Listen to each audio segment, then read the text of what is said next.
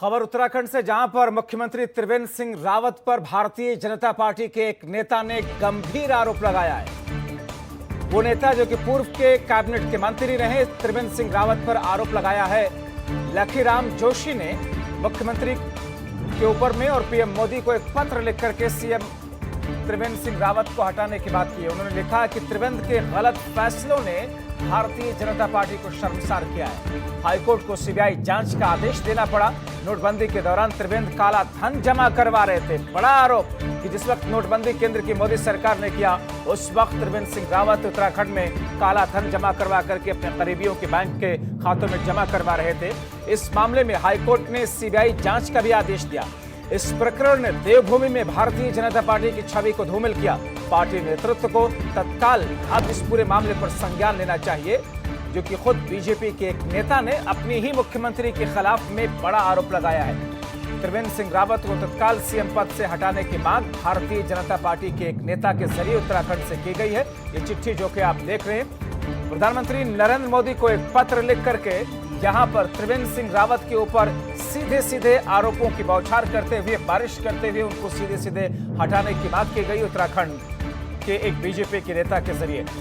यानी कि क्या ये इसका मतलब निकाला है कि उत्तराखंड में भारतीय जनता पार्टी के भीतर सब कुछ ठीक ठाक नहीं चल रहा है? क्योंकि सीधे सीधे खुले तौर पर जिस तरीके से विरोध त्रिवेंद्र सिंह रावत का पार्टी के ही नेता उनके ही कर रहे हैं, उससे यही साफ लग रहा है कि एक वक्त था जब बीजेपी में वहां पर 2 गुट थे, मगर अब ऐसा लग रहा है कि 3 गुट सक्रिय हैं भारतीय जनता पार्टी में। एक वो गुट है जो कि कांग्रेस छोड़ करके भारतीय जनता पार्टी में शामिल हुआ है, और एक वो गुट है जो पहले से बीजेपी एक साथ थी, लेकिन उसमें से एक धड़ा अब अलग होकर के एक अलग गुट की शक्ल में सामने आ रहा है। तो क्या इसको इस तरीके से देखना उचित होगा कि बीजेपी में 3 गुट इस वक्त हो चुके हैं? हालांकि ये चिट्ठी अपने आप में बहुत कुछ कह रही है। प्रधानमंत्री नरेंद्र मोदी को लिखी गई इस चिट्ठी के जरिए त्रिवेंद्र सिंह रावत के गलत फैसलों को निशाने पर रखते हुए भारतीय जनता पार्टी के नेता और पूर्व कैबिनेट मंत्री ने सवालिया निशान उठाए, सवाल खड़े किए हैं मुख्यमंत्री त्रिवेंद्र सिंह के ऊपर। उन्होंने कहा कि नोटबंदी के दौरान भी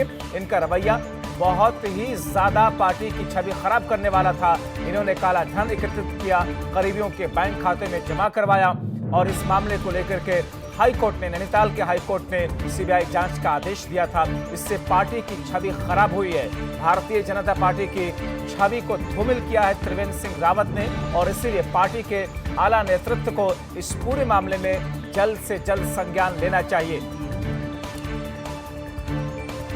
तो क्या इसका निष्कर्ष ये निकले कि भारतीय जनता पार्टी में उत्तराखंड के अंदर सब कुछ ठीक ठाक नहीं चल रहा है? क्या त्रिवेंद्र सिंह रावत के सामने बीजेपी का एक दूसरा गुट है जो बहुत ज्यादा सक्रिय हो चुका है?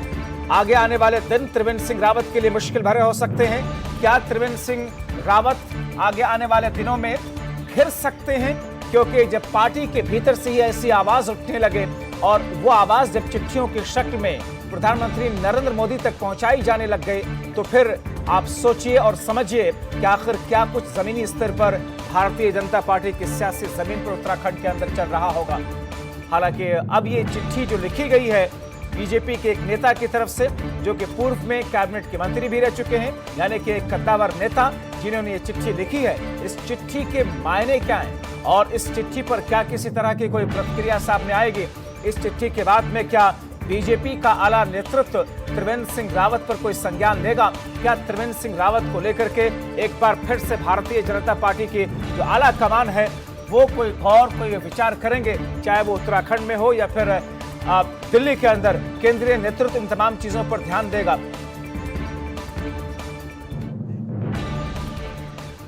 हमारे साथ में पूर्व कैबिनेट मंत्री, भारतीय जनता पार्टी के कद्दावर नेता, जिन्होंने त्रिवेंद्र सिंह रावत के खिलाफ प्रधानमंत्री को चिट्ठी लिखी है, लखीराम जोशी जी हमारे साथ फोन लाइन के जरिए जुड़े हुए हैं। लखीराम जोशी जी, आपने जो चिट्ठी लिखी है इसके मायने क्या है? क्या सीधे सीधे उत्तराखंड के अंदर त्रिवेंद्र सिंह रावत जो कुछ कर रहे हैं आप लोग उससे खुश नहीं है, संतोष नहीं आप लोगों को? देखिए, विषय जो है ये माननीय हाईकोर्ट ने इसको संज्ञान लिया है। बहुत गंभीर विषय है, और इस विषय की गंभीरता को देखते हुए माननीय हाईकोर्ट ने सीबीआई जांच के आदेश किए थे, जिस पर जो है माननीय मुख्यमंत्री जी सीबीआई जांच से बचने के लिए जो सुप्रीम कोर्ट चले गए, और सुप्रीम कोर्ट ने जो है 4 हफ्ते का जो है स्टे दिया है इसमें।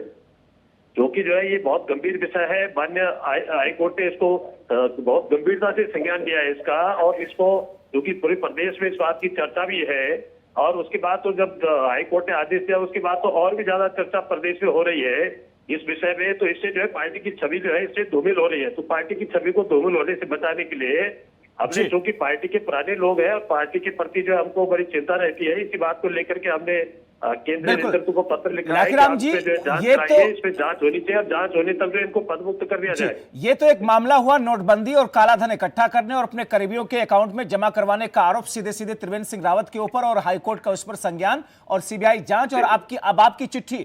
लेकिन इसके अलावा भी आपका ये आरोप है इस चिट्ठी में कि उनकी कई सारी गलत नीतियों की वजह से बीजेपी की छवि खराब हो रही है उत्तराखंड के अंदर। हाँ, तो हो रही ना। अब ये तो देखिए नीतियों में ये आता है, ये विषय जो है ये विषय है। इसमें जो है चूंकि देखिए हमारे सामने बहुत सारे ऐसे उदाहरण है जब जो है हमारे किसी नेता पर जब कोई आरोप लगाए तो उन्होंने ईमानदारी से उसको स्वीकार करते हैं और जो है उस जांच के लिए जो है उसमें सहयोग किया उसमें। और बहुत सारे ऐसे उदाहरण हमारे पास जो है आडवाणी जी का उदाहरण हमारे सामने है। येदियुरप्पा जो कर्नाटक में मुख्यमंत्री थे उन पर भी आरोप लगा था, वो भी जो है हमारे सामने है। और वो तो लाखीराम जी, अब आप सीधे सीधे क्या चाहते हैं लाखीराम जी? R9 टीवी के माध्यम से R9 टीवी के माध्यम से आपको उत्तराखंड की जनता R9 टीवी के माध्यम से सुन रही है और बीजेपी का आला नेतृत्व भी इस वक्त सुन रहा होगा। आप क्या चाहते हैं कि त्रिवेंद्र सिंह रावत खुद ही इस्तीफा देकर के साइड हो जब तक कि आरोप उनके ऊपर से हट नहीं जाते, और ऐसा नहीं होता तो आला नेतृत्व उनको हटाए? जो कि बहुत गंभीर मामला हाई कोर्ट ने अगर संज्ञान दिया है तो ये कोई छोटा मामला नहीं है, बहुत गंभीर मामला है इसमें। और सुप्रीम कोर्ट ने भी जो है मात्र 4 हफ्ते के लिए स्टे किया है उस जांच के आदेश को, और उन्होंने जो है इसको नकारा नहीं है, उन्होंने इस मामले को निरस्त नहीं किया है, इसको खारिज नहीं किया है इसको।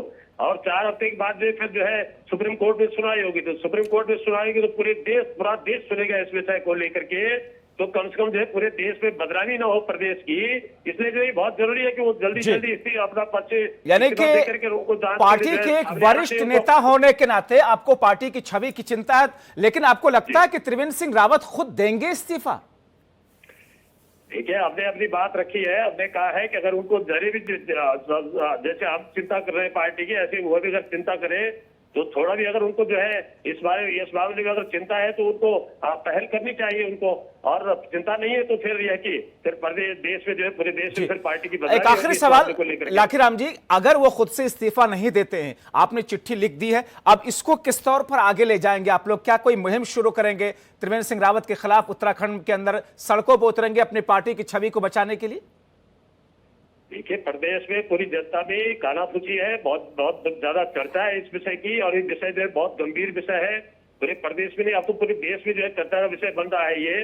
तो इसको जो है इसको गंभीरता से जो है केंद्र का नेतृत्व हमारा लेगा, और हमको पूरा विश्वास है कि पार्टी की छवि को अगर कोई भी जो है दाग लगाएगा, पार्टी की छवि के खिलाफ जो है जो भी चलेगा, तो निश्चित जो है उसके खिलाफ कार्रवाई होनी चाहिए। और मैं इसको समझता हूँ कि इसमें क्योंकि इतना बड़ा मुद्दा हाई कोर्ट ने इसको संज्ञान लिया है, इस पर जो है पानी का पानी उम्मीद करेंगे कि आप लोगों ने जिस मुद्दे को उठाया है उस पर पूरा न्याय होगा, आपकी पार्टी के साथ में, आपके साथ में, उत्तराखंड की जनता के साथ में, क्योंकि मुख्यमंत्री पद की एक गरिमा होती है। बहुत शुक्रिया आप लाखीराम जोशी जी, R9 टीवी के साथ जुड़ करके आपने अपनी बातों को रखा।